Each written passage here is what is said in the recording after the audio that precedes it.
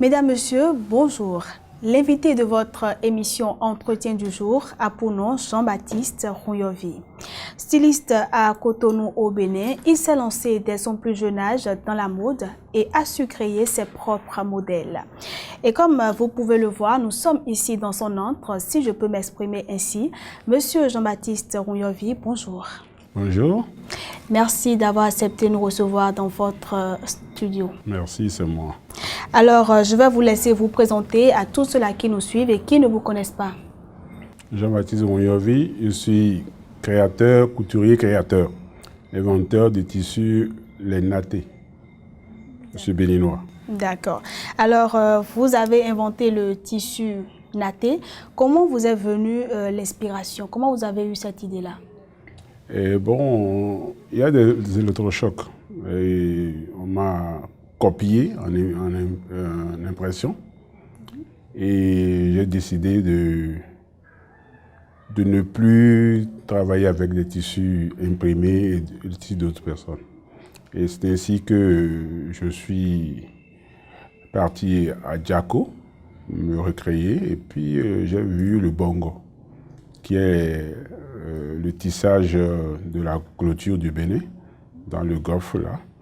Et puis en réfléchissant à ça, comment je vais mettre ce motif sur le corps des gens, j'ai compris que c'est le golfe du Bénin qui regorge de ce motif de vannerie.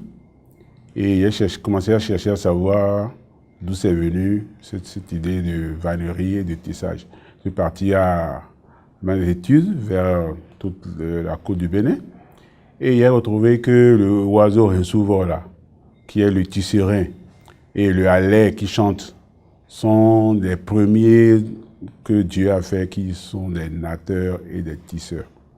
Et j'ai commencé à réfléchir sur le concept petit à petit. Et aujourd'hui, j'ai plus de 6000 variétés de tissus dans ce domaine. Et je crois que vous regardez, vous saurez de quoi je parle.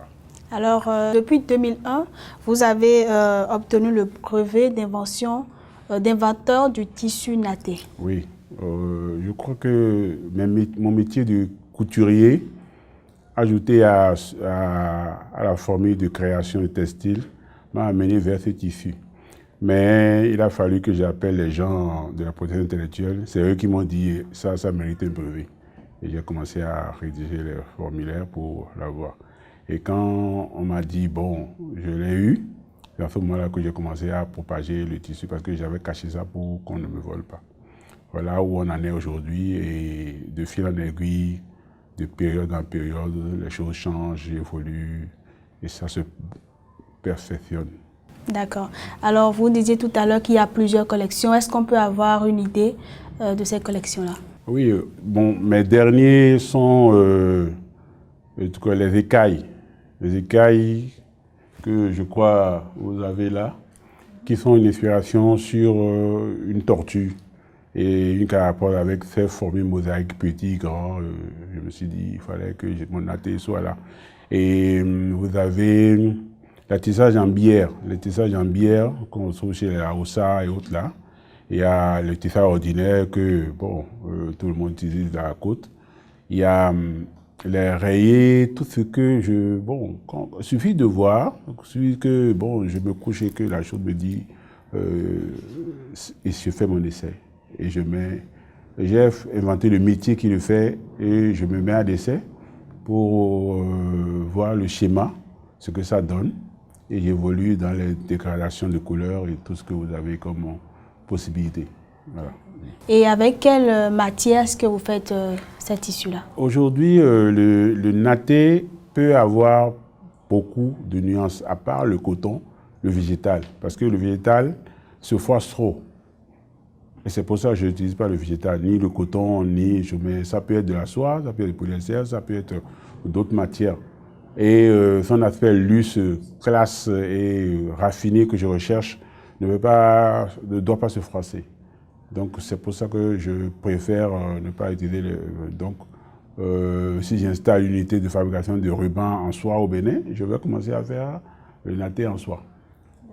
Maintenant, la possibilité le natté, c'est deux choses. Il y a son support, qui peut être entièrement coton, qui ne se voit pas.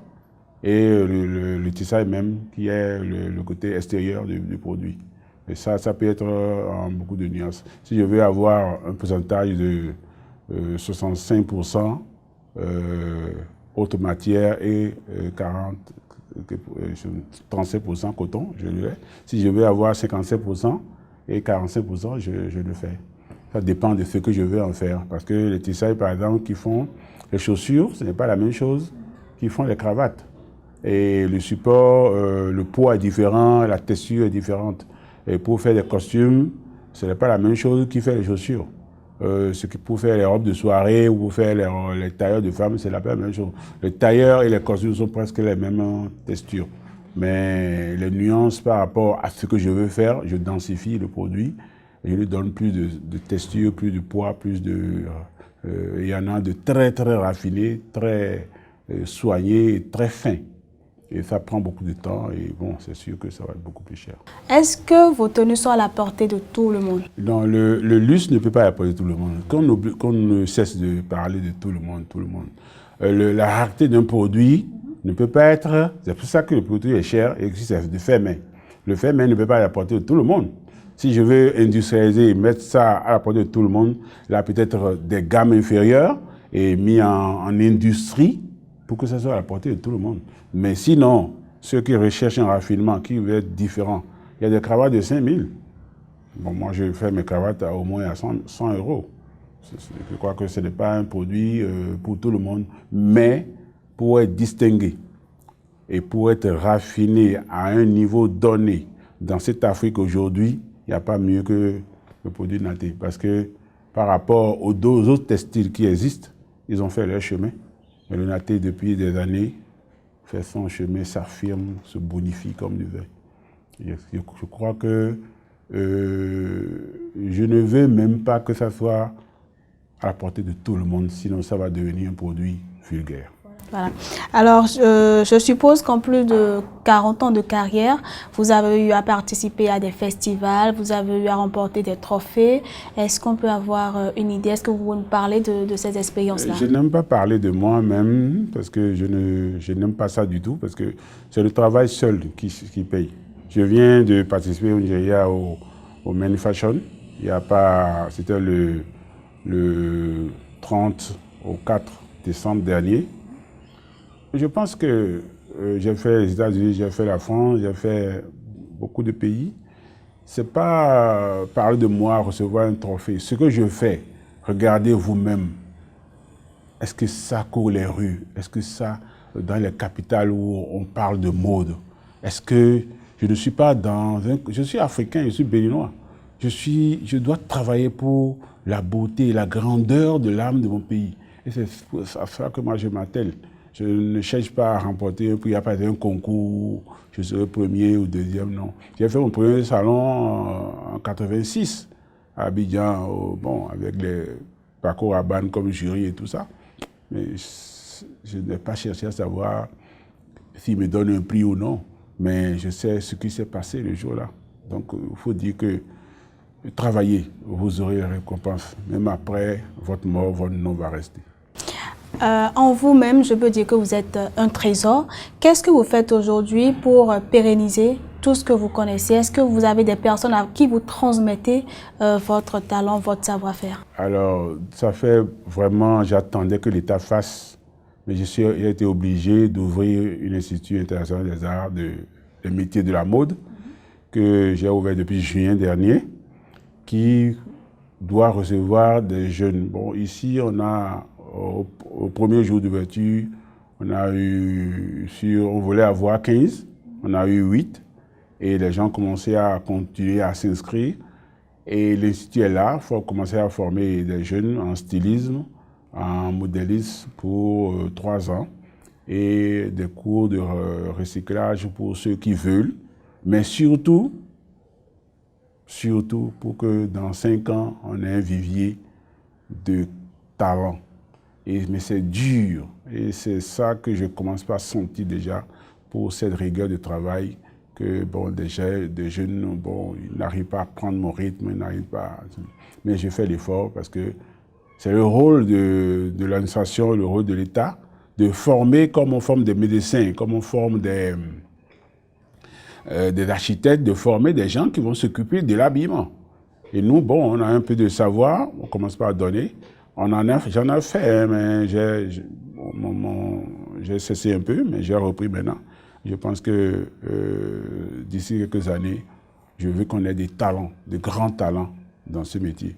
Mais c'est dur, il faut qu'ils se battent. Et j'ai fait l'effort de le faire. On espère que vous allez y arriver. Alors nous sommes presque au terme de cet entretien. Est-ce que vous avez un appel à lancer, surtout à l'endroit des autorités? Très rapidement. Moi, je n'ai pas de leçon ou d'appel à lancer à quelqu'un. Si quelqu'un veut faire évoluer ton pays, il sait ce qu'il doit faire. Il sait ce qui se passe. À moi de leur dire, faites ça, ne faites pas ci. J'ai fait beaucoup de choses. Tout le monde me regarde.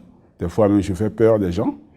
Mais si on va habiller un peuple, le peuple va manger, va se soigner, le peuple va se loger. C'est à l'État de décider. Et se vêtir. Le vêtir doit avoir l'école primaire, l'école secondaire, l'école universitaire. Pour qu'il y ait des cadres dedans. Si l'État ne fait pas, moi je n'ai pas d'ordre à donner à quelqu'un. Et s'il veut quelque chose, bon, je suis là. Tant mieux. Monsieur Jean-Baptiste Rouyovi, merci pour cet échange. Merci beaucoup. C'est moi. Et voilà, mesdames, messieurs, c'est la fin de cet entretien que nous vous remercions d'avoir suivi.